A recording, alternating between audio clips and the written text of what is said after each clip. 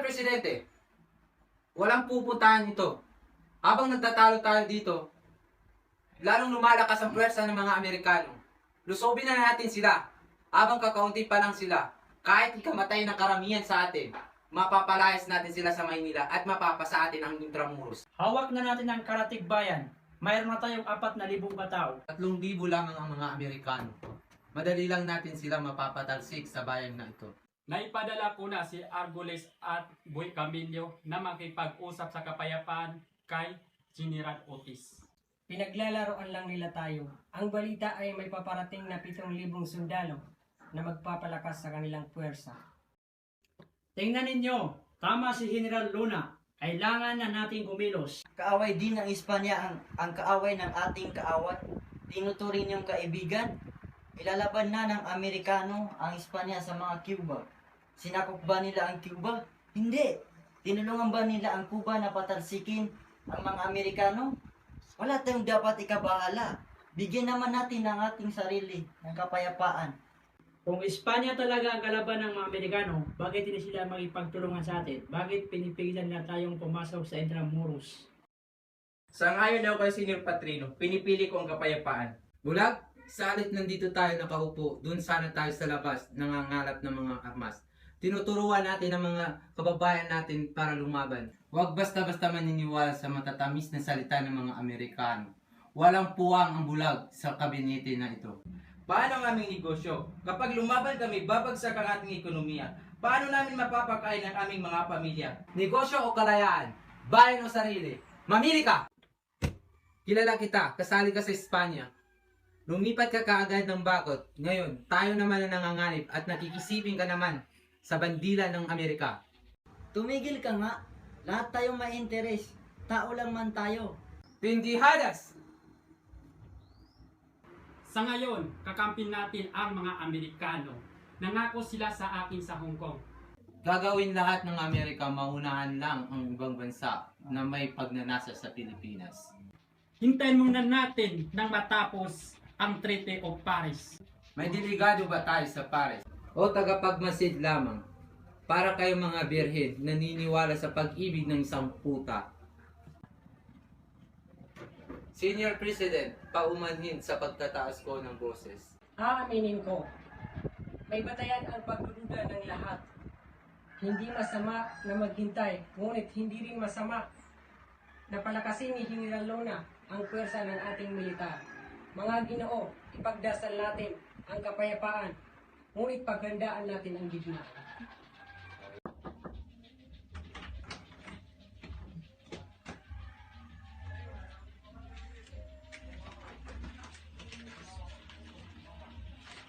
Mga Ginoo, pinaputukan ng mga Amerikano ang ating mga tauhan sa Santa Mesa. Nilusog na rin nila ang Santa Juan, Paco at Pandacan, maging ang Karatig Bayan.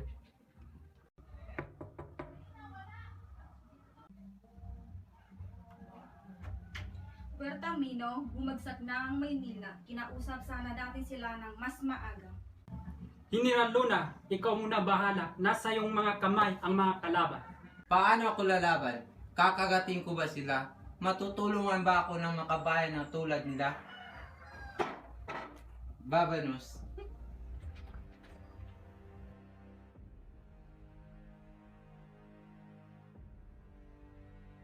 Isang karangalan ipagtanggol ang inang bayan. Huwag mong dalawang isip o tagumpay. Isang direksyon lang magpapaputok, huwag sayangin ng bala.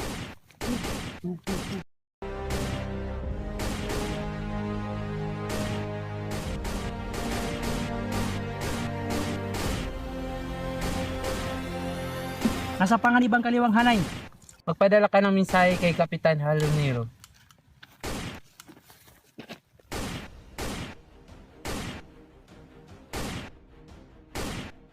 Sabay-sabay magpapugtok. Huwag hinaan ng loob.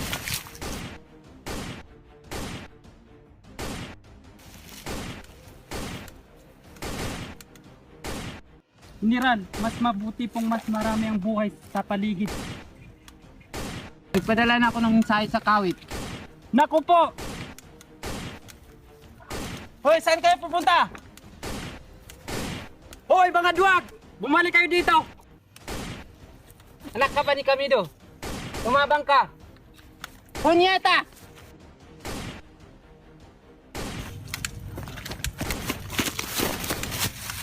Anong mensahe? Ayaw sumunod ni Kapitay Halonilo. General, ayaw sumunod ni Kapitan Halonilo na walang natanggap na utos ng Pangulo. Rosco, may iwan ka dito. Ipaglaban mo ang linya ng ito. May namatay doon, patay dito, patay doon. May paparating.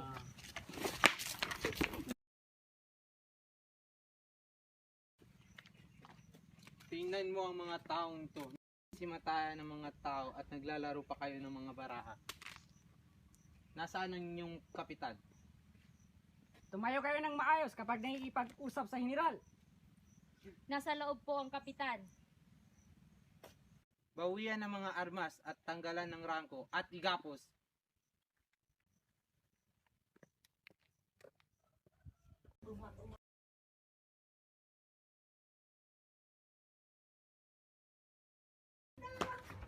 Putang ina! Kamusta ang ating kapitan? General, Nakakaintindi ka naman ng Tagalog o Espanyol, hindi ba? opo.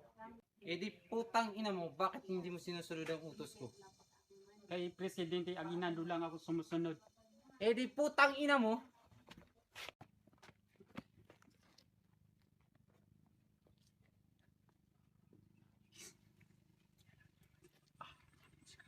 Alam mo ba ang unang artikulo ng patakaran natin? Hindi po.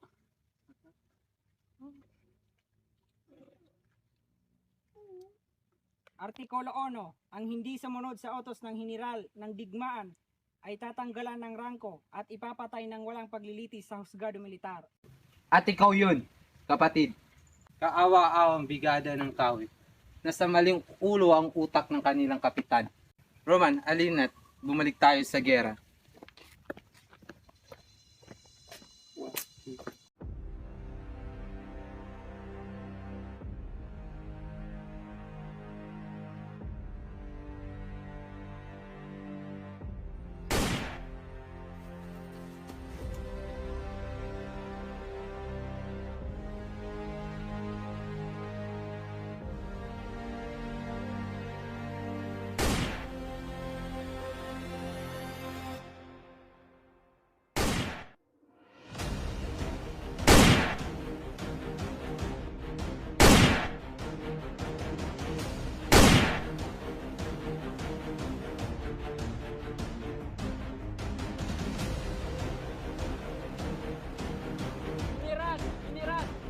Huwag pababayaan ang general!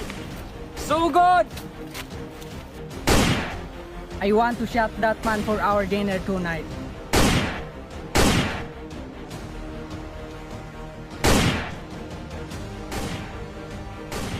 Did you got him? That's your general. Look like he's still alive.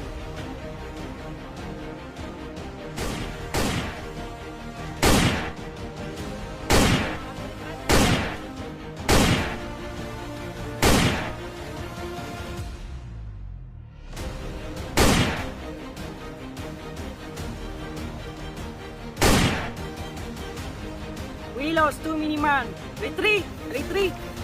Umaatras na sila! Mabuhay ang Pilipinas! Mabuhay! Mabuhay ang ng bayan! Mabuhay!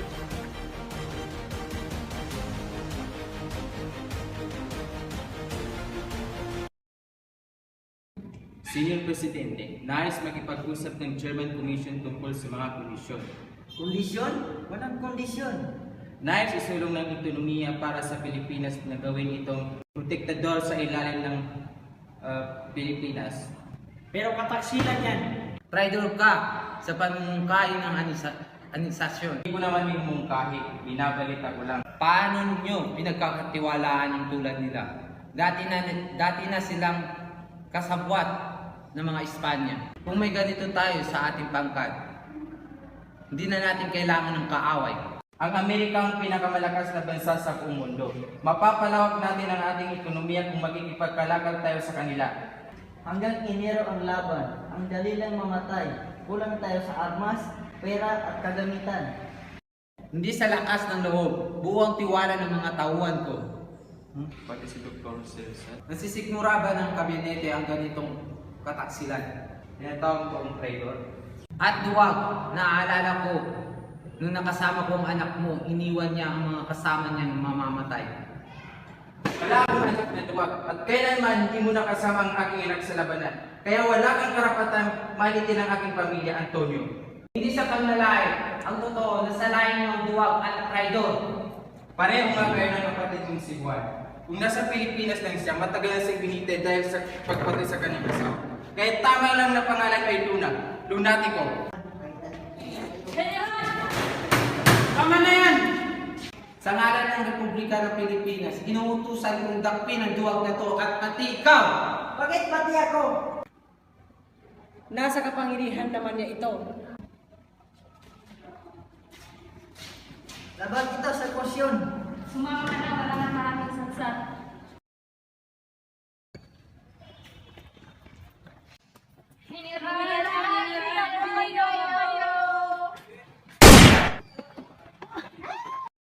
Huwag kang gagalaw. Po? Huwag kang gagalaw. Hiniran, gusto kong tuilin ng kulay. Huwag kang gagalaw. Manang, kahit anong mangyari, huwag po kayong gagalaw. Ano po bang kasalanan ng nagawa ko sa inyo, senyor? Manang, pumahimik ka na lang po kayo. Kahit kalahati na lang po ang babayaran niyo sa gulay. Sabihin sa kanya pumahimik siya. Kahit hindi niyo na lang po babayaran. Ganyan ang gagawin ko sa mga traidor. Hindi ako magdadalawang isip. Walang nakakataas sa batas kahit ang presidente. General, baka po may makarinig. Hindi makinig sila. Paumanin po sa abala. Ito po mga gulay gawin niyo na pong Maraming salamat po, senyora.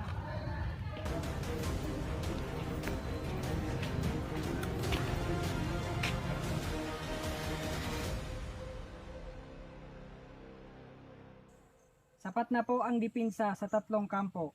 Dito po sa atin sa Baybay, sa Pulian at sa Hanay, ni Dilfilar, sa Kinga, pero kulang po tayo ng tauhan, General. Magpadala ka ng telegrama kay General Mascardo at sabihin mo sa kanya na magpadala ng dagdag pwersa dito sa Kinga at dito sa ating bagbag. Sa pagsulong ng mga Amerikano, unti-unting aatras ang buong pwersa natin habang tayo ay nagtatayo ng isang malawak na kuta, kalderela at pagdating sa ng mga kalaban sa norte, buo ang ating depensa. Di man natin sila malalamangan sa bilang o teknolohiya, tatalunin natin sila sa taktika. Kailangan natin maghukay ng mga tresera mula Novaliches hanggang Caloocan. Sana po pumayag sila. Dapat lang.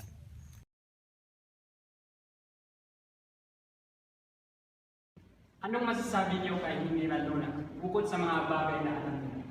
May pagtatapat po kami sa inyo. Napag-alaman po namin na may masama sa pinapala. Naganap na ito kamakailan lang ang nag-init ang ulo ni General Luna sa harap ng tao sa plaza. Anong bago doon? Sabi niya, hindi magdadalawang isip na barilin kung sino man ang talo sa ating bansa, kahit na po kayo, Senyor Presidente. At balik-balita ko, pinabalak ng luklukin ang kanyang sarili bilang isang diktador, kapalit ninyo. Sinong nagsabi? Ako mismo ang nakasaksi sa pagbabanta niya sa plaza. Nalaman din namin sa mga ibang opisyal tungkol sa pagbabalak niya bilang maging isang diktador. Hindi yan totoo. Alam niyo naman si General Luna na hindi yan makapagpipig kahit na puro hangin ang kanyang mga salita. Maaaring hangin ito sa ating paningin. Pero para kay Luna, totoo lahat ito. Alam nating nabubulag na siya sa kanyang ugali na parang ugali ng toro. Si Luna ang pinakamagaling kong hiniran. Andiyan naman si Guyo at si Ricarte. Nandito rin ako. Huwag sana natin kalilimutang binabayan ni Luna ang kwestiyon niya sa bagbag. Kaya nasakop ito ng mga Amerikano. Kawawa naman ang ating bayan kung isa lang tunay na militar. Walang magandang maidulog ang pamumuno ni Luna. Kailangan natin siyang palitan para sa ikaw, buti natin lahat. Kung pwede lang sana. Salamat mga Ginoo Kailangan nyo muna ng panahon para mag-isip. Dalhin mo ang linya mo sa kabilang pangpang ng ilog, General. At dalhin mo dito ang mga tauhan mo dito.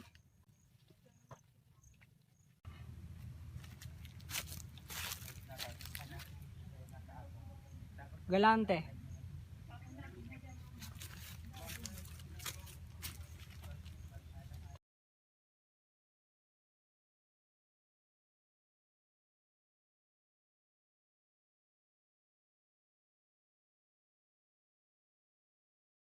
Mga Ginoo, may magandang balita.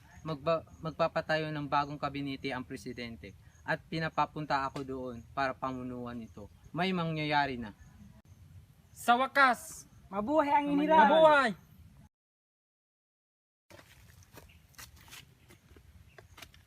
General, handa po ang lahat.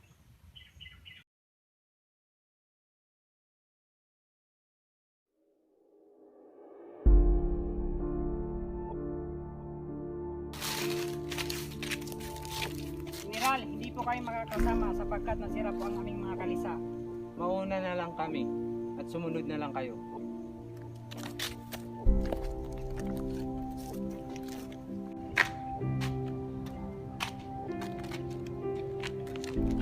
Bakit walang tao dito? Baka nananghalian lang. Di bali, nandito na tayo. Magpahinga muna kayo dito, mauna muna ako.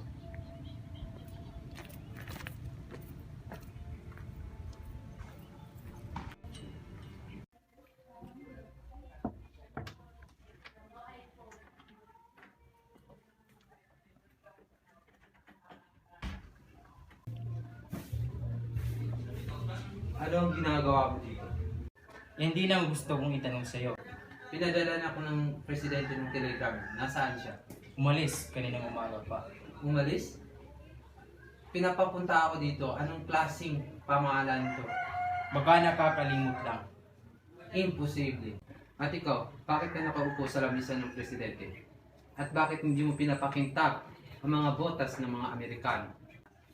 Wala rin sa lugar yung yabang mo. Akala mo ba ikaw lang may malasakit sa bayan? Sa kwartong to, ako lang.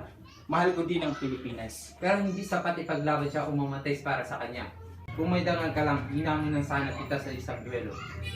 Sukuban mo, hindi kita atrasan. Punong-puno na ako sa mga paratas na yan. Babalikan kita.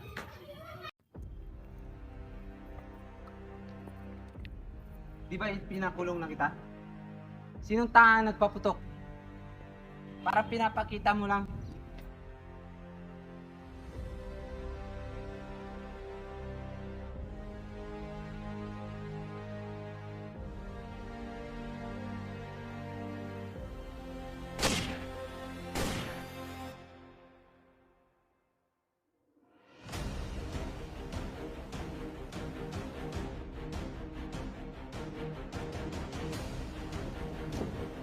Ang nangyayari dito?